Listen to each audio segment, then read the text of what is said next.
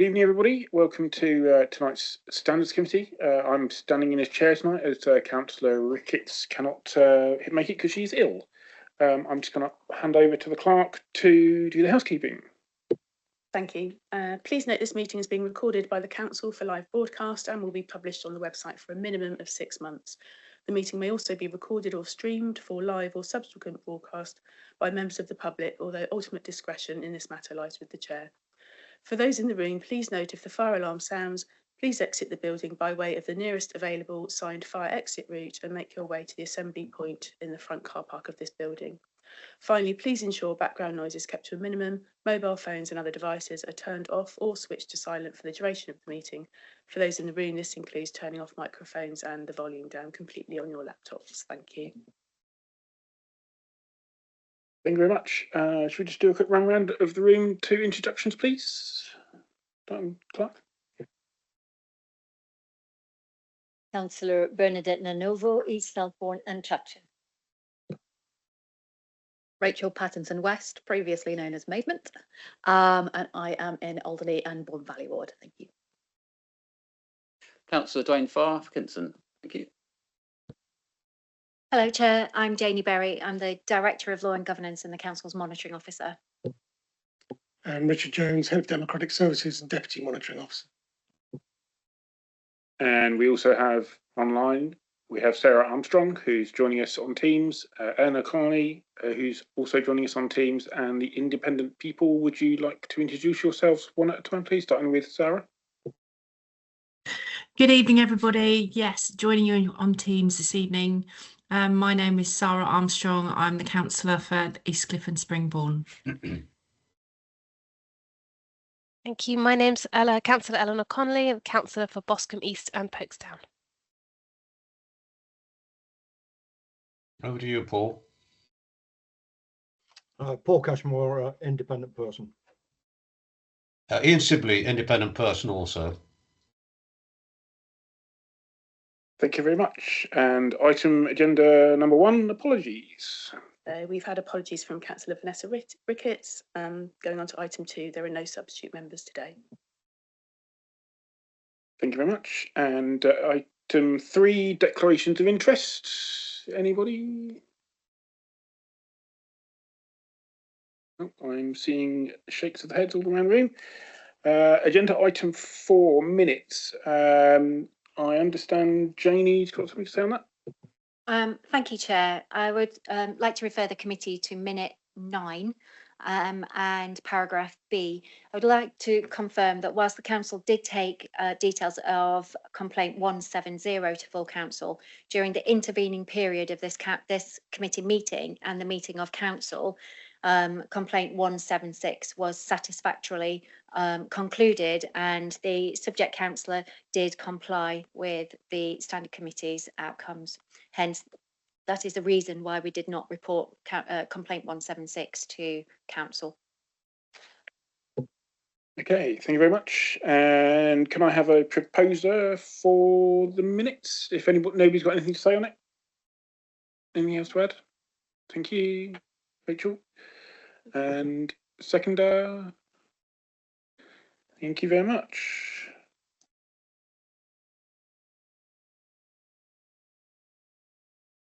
Okay, public issues. We've got no public questions, but we do have 2 statements from Alex McKinstry.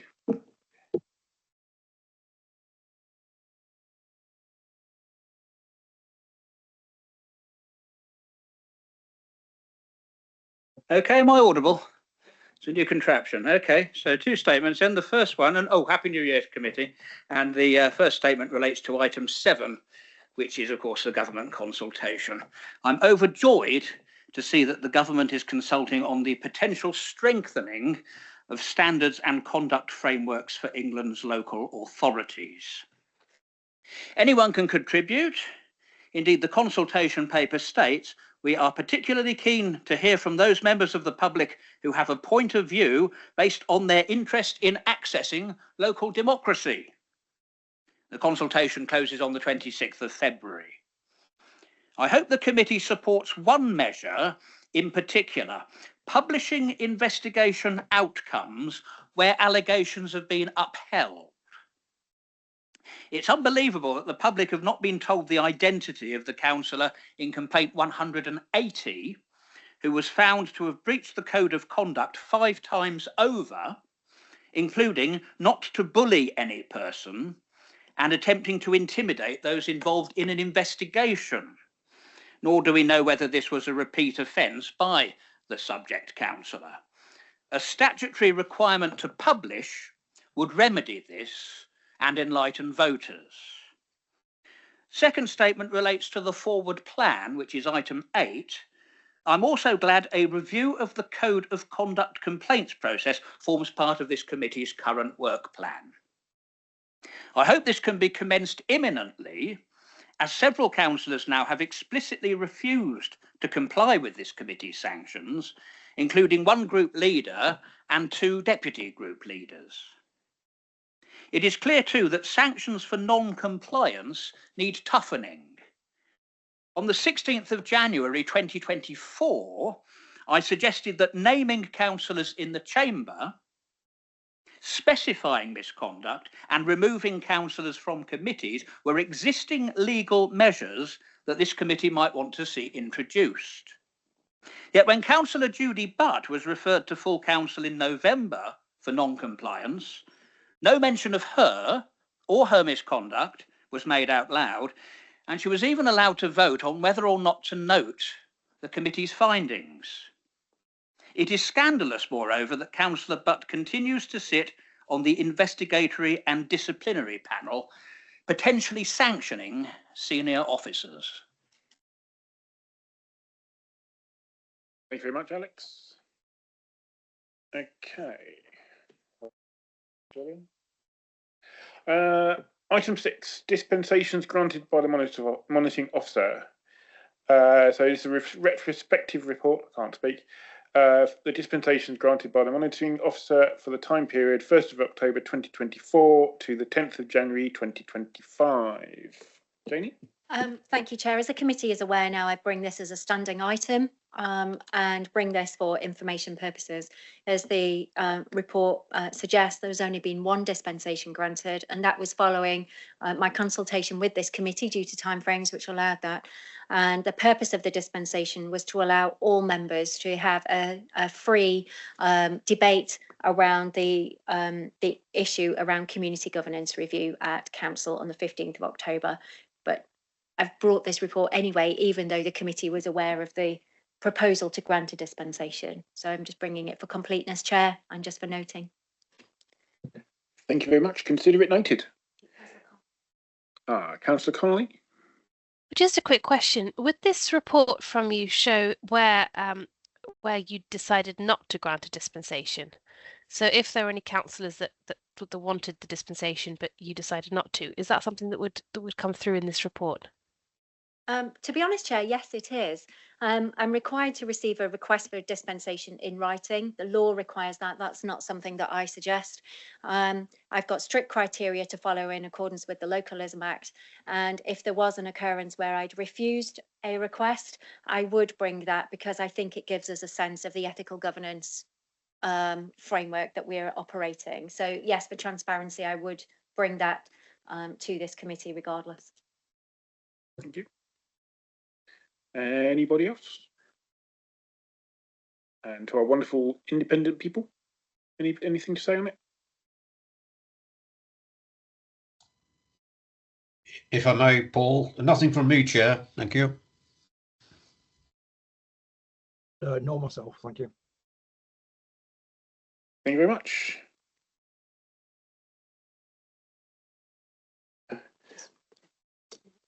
Is everyone happy to note that?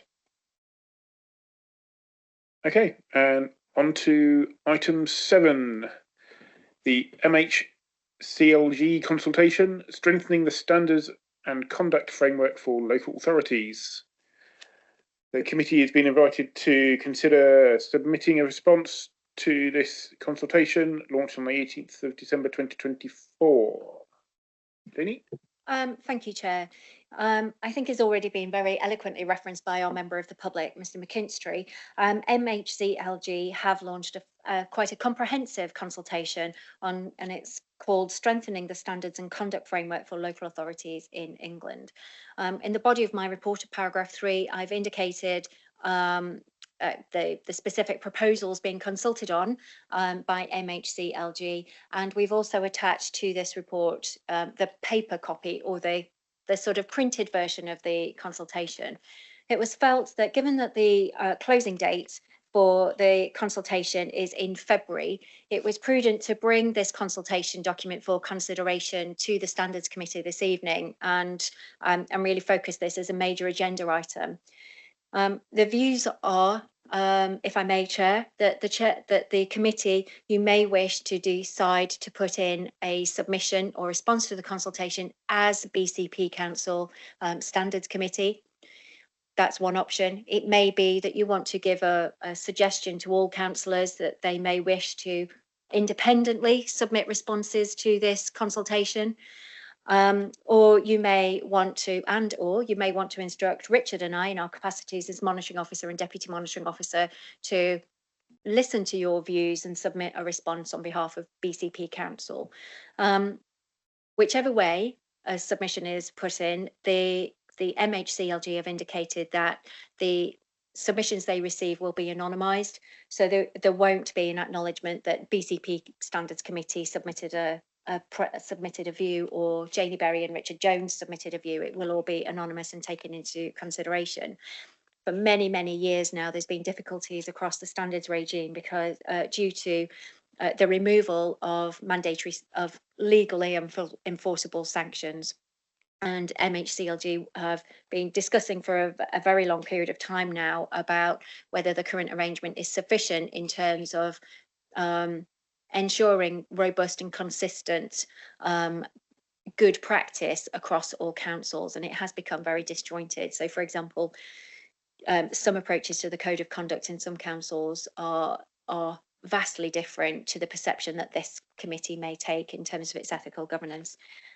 Chair, we wondered whether it would be useful really to perhaps encourage the committee to review the questions, perhaps have a debate. Richard and I can take some notes regarding the questions around the framework, or at least seek some views. We've heard from the member of the public around his views around the sanctions and a bit more accountability, more publication and transparency.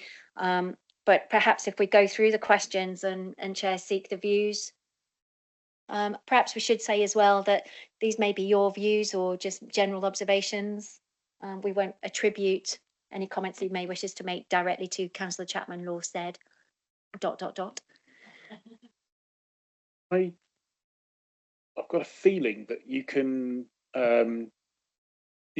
make a representation to this yourself as a councillor, can't you, as well? Yeah, I'm pretty sure I've already done that. Yes, Chair, and that is something yeah. that the committee may want to encourage all members to receive. We can circulate this consultation document. It may be a recommendation coming from this committee that you wish us to circulate it across all BCP councillors. We also have a responsibility for upholding the ethical governance framework for our town council and parishes in Christchurch, and this may be something that you want to recommend that those councillors also and clerks to the councils also consider this consultation, because we do have a responsibility for supporting the ethical governance framework for those parish and town councils in Christchurch.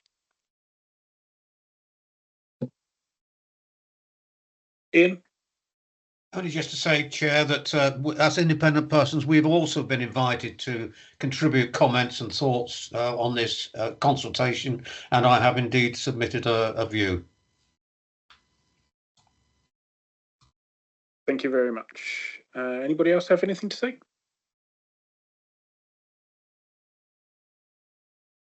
Okay. I think as we're sort of lacking our chair this evening, I think us hashing out something here and now probably isn't fair on the chair. I think maybe it's something that we do at our next informal. Is that going to be soon enough?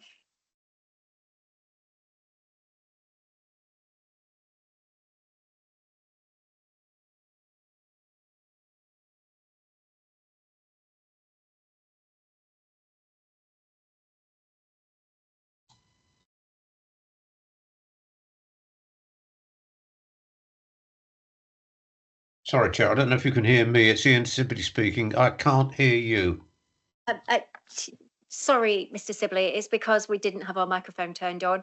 The closing date for submissions is 26th of February. This committee does have another meeting prior to the closing date. So if you wish, you can invite members to consider the consultation and bring the views back to that meeting if you wish, or you can debate.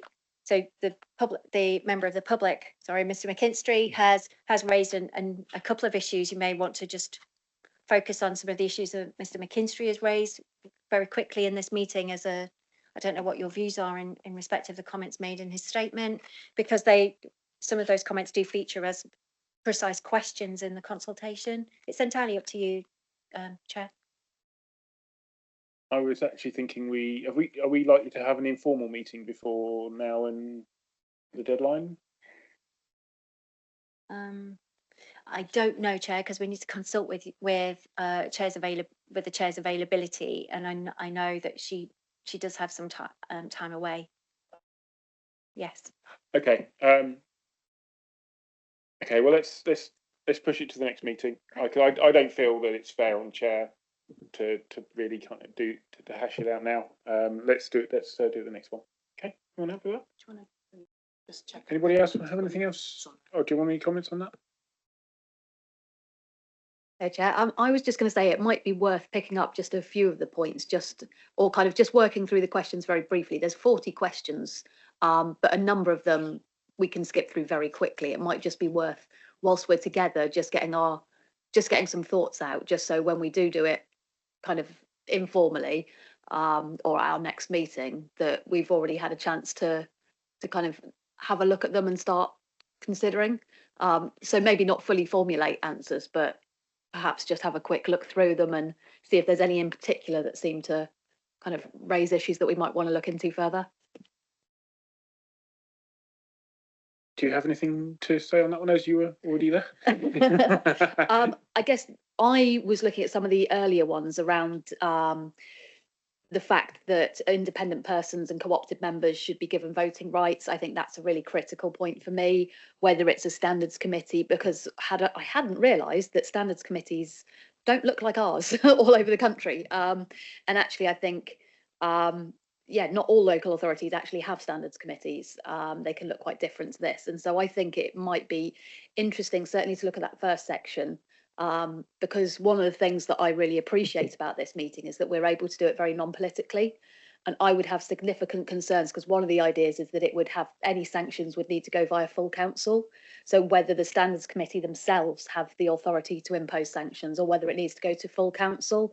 And my personal concerns are that if it were to be decisions made by full council, that it would become much more politicised. I like the idea that this is a smaller group, that we are here and we kind of talk things through together, and it's not deemed political, because as soon as you open a full council meeting, it's really hard not to get political. It's how it works. We've all seen it. We all kind of see that all the time. And equally, if we're at a full council, then it doesn't allow independent persons, or it would make it much more difficult for independent persons to feed into that and to actually have voting rights. So that was the critical bit for me, was around kind of the role of the independent people and the role of the standards committee in setting the sanctions. Very good point. Thank you very much. Sarah? Thank you, Chair. I just wanted to pick up on some points that our member of the public, Alex McKinstry, made with regards to publishing decisions that are made by the committee, but also reviewing code of conduct and sanctions with non-compliance. And I just wondered if, as he's here with us, whether we could perhaps give a bit of time in our discussion to picking up a couple of the points that he made. Yeah, do you want to start on that? Yeah, I'm happy to say that. I also agree that we should be publishing our decision notices, and that I'd be very supportive of anything that really strengthens what we can do as a committee, or what the consequences might be where we've got councillors that don't comply. Yeah, I agree. That was unfortunately my understanding. That was dumped on. Not dumped on. That's not the right word. It was a bit of a surprise to Vanessa at the time. She wasn't expecting it. So she kind of, yeah, anyway. But I think sorry, Chair, to follow up again is where I think that point of where you've got councillors that are also I don't know the name of the board that our member of the public mentioned, the disciplinary group. It does seem strange if you've got a councillor that's not complying with the standards committee, with what's been determined in the on our committee, but then has got that kind of role on a disciplinary committee, or who is like heading up a committee as a chair or a deputy chair. I think in terms of, if we're about role modelling positive, good behaviour, that just doesn't, it doesn't fit. I think Janie has something to say on that. Chair, I'm quite happy to hear the views of Councillor Connolly, and then if I may come in and just give a few observations, if I may. Okay, fair enough. Eleanor? Yeah, I was just going to say I support what's been said before. I think already. I think my concern is that I think we need to strengthen what the committee can do, make sure that it is taken seriously, listened to. But I think we need to balance that with the possibilities of, imagine in a different local authority or a future set of councillors, the potential for a standards committee to be biased, to have personal vendettas, that sort of thing. You've got to allow for those situations. I think that ultimately it has to be at the ballot box that the sanctions really fall, and that's where it has to take effect. But part of that is making sure that the electorate knows what their councillors are like. So it is all part of that same important point about making sure that the public knows how their councillors behave, which is why it's so important that these sanctions are public, and we're very open about that. So I think we need to get that balance right between what a committee can do in terms of sanctions versus what a committee can do in terms of flagging what needs to be known about a councillor. So I think we need to think about that a little bit and reflect that in our comments. Thank you. I've got a couple of thoughts. I think we have to be a little bit careful, as Eleanor pointed out, that if you end up with a biased committee for whatever reason, that it could be used politically to cause problems. But equally, at the same time, if there is somebody who is a chair of a committee or a vice chair of a committee or a portfolio holder, I think we need to make sure we maintain that ability to go, your behaviour is not in line with a member of said committee, so we feel you should definitely not be a chair of that particular committee if that situation arrives. Anybody else got anything to say?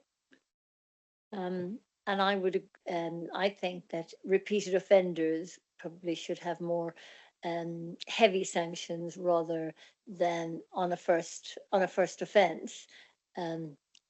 People can have complaints, furious complaints made about them by accident, but if it happens all the time or more than once, then there's got to be a problem. Anybody else? Okay. No. Janie, do you want to come in then? Can I, if I may, just give a few observations on the comments, because this may help kind of thought processes for the next meeting, or just, if I may, just share some of my experiences that I've had elsewhere. Councillor Maidment, I am so sorry because I know it's the wrong surname, is absolutely correct. There is no legal requirement for a council to have a standards committee, and I do think it's good practice that BCP Council has chosen to have a standards committee. Some of the examples that I've experienced over the years is the agenda of a standards committee is added to the audit committee.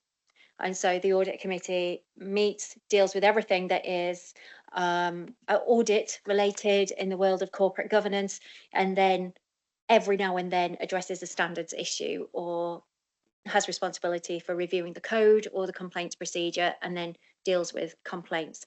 Some councils, the standards committee is a subcommittee of the audit committee, and then it's convened on an ad hoc basis.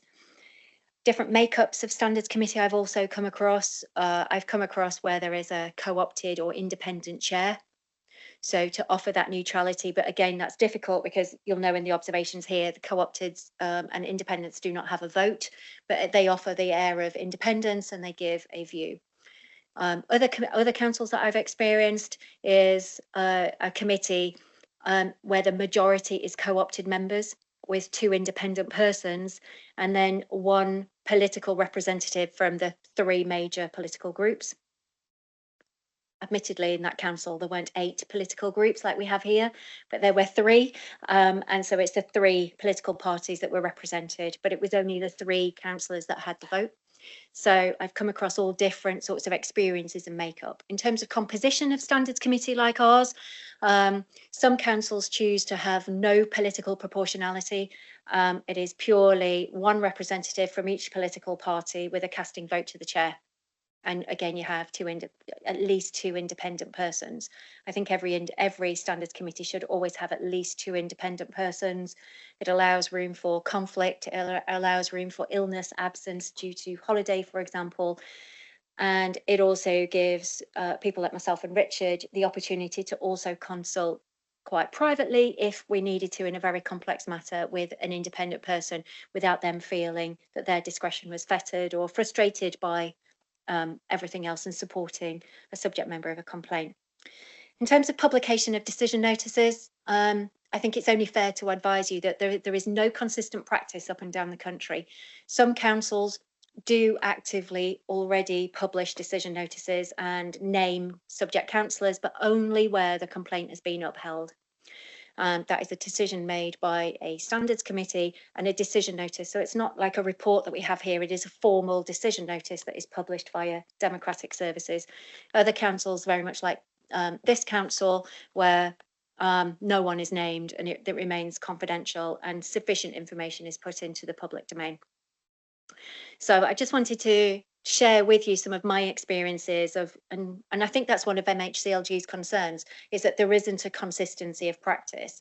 At one point, it could have been if you were dual-hatted, for example, and you were a parish councillor and also a councillor in a principal authority, such as this one, you may have had a completely different standards or code of conduct regime that went all out for publicity and potentially named and shamed you if you were upheld as a complaint, whereas the principal authority would be completely different.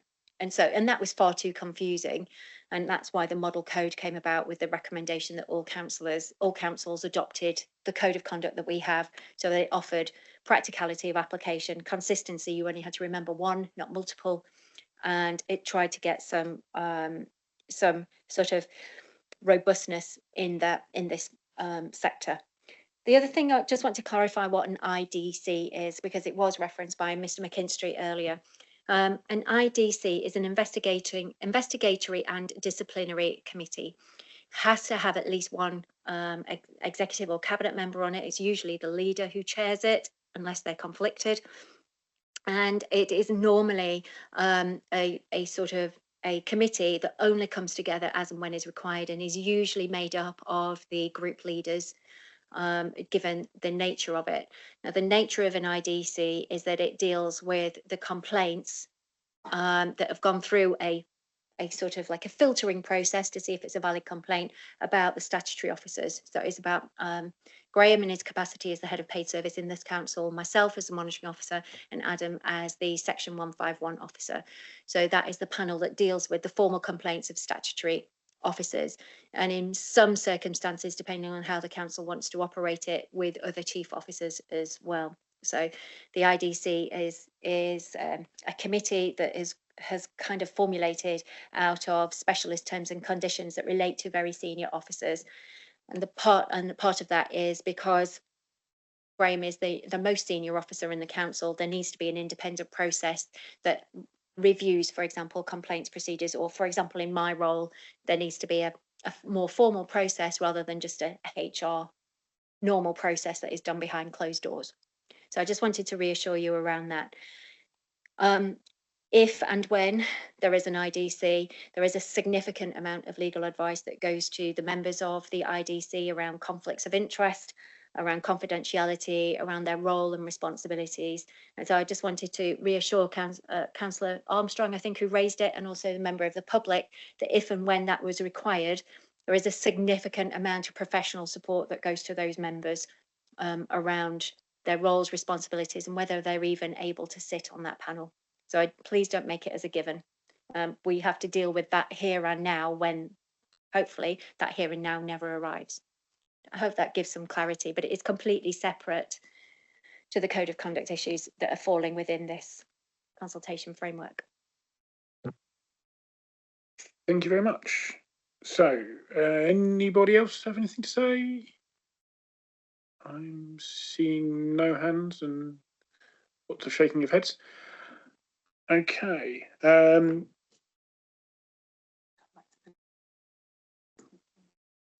So, if we have an informal session between now and the deadline or the next meeting, can we hash it out then? Is that okay? Yes, Chair, and failing that, we could bring it back to the next formal meeting, and we'll continuously seek the views of yourself, the Chair, and members of the committee, if you wish. Yep, that's perfect. Thank you very much. Spot on. Everybody happy with that? Dwayne?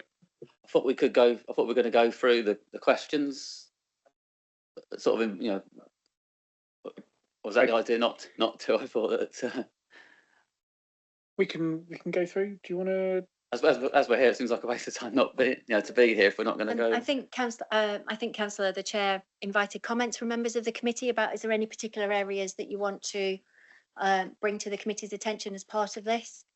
I think councillors have expressed their view. Is there a particular element of the consultation that you want to prioritise, for example? Because I think the first few questions are quite standard. We do have the LGA model code. We do have a standards committee. I think we got as far as publishing investigation outcomes, which I think Councillor Armstrong referenced. Is there? Yeah, I mean, don't. If there's anything specific, is there anything specific that you want to talk about? There isn't. I just thought we were going to be working through it, but no, I'll see where you come from. Yeah, Okay. We've covered the sort of the main bits that people have here tonight, and then we'll cover it properly either at the next informal or at the next meeting when the chair, the real chair, is here. Okay, so everyone happy with that? Okay.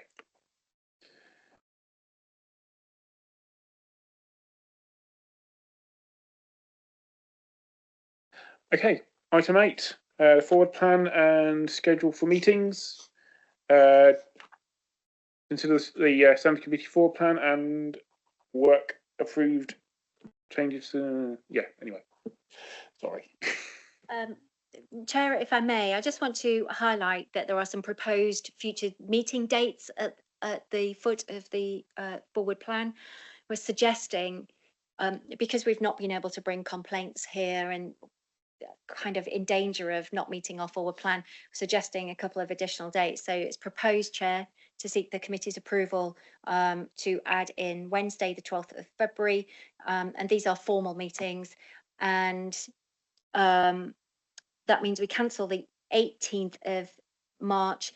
And the new date would be after that, the 30th of April.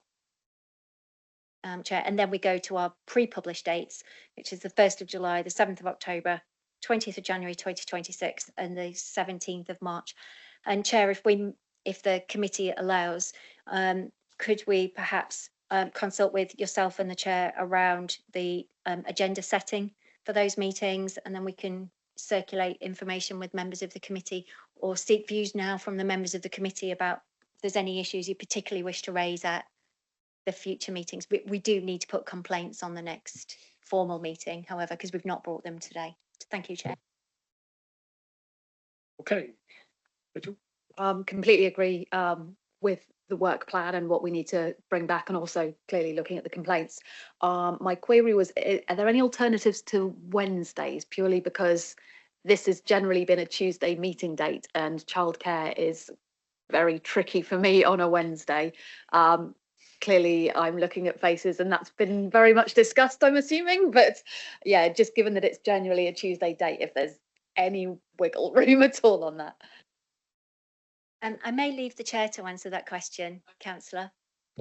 Yes, that's my fault. Sorry, I requested not a Tuesday for the extra one.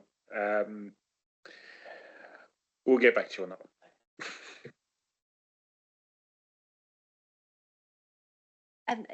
Chair, does that mean that would you like us to just consult a little bit further with the committee around the February date for around availability?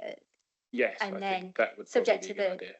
this committee's approval and liaison with the committee, we can then perhaps circulate some proposed dates that may be convenient for everyone. Yeah, that's fine. Childcare trumps my reason for it not being a Tuesday, so that's fair enough.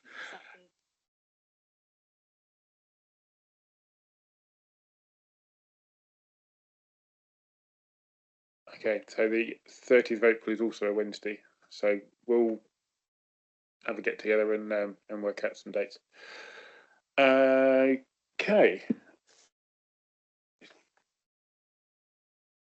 Any other comments, anybody? Yeah. Anybody online?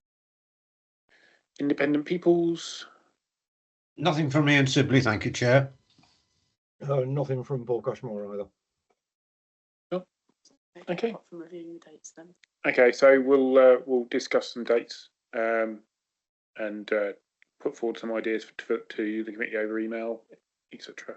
And we'll go from there. Okay. I think that's it, isn't it? We're done. Yeah. Okay. Well, thank you very much, everybody, for coming.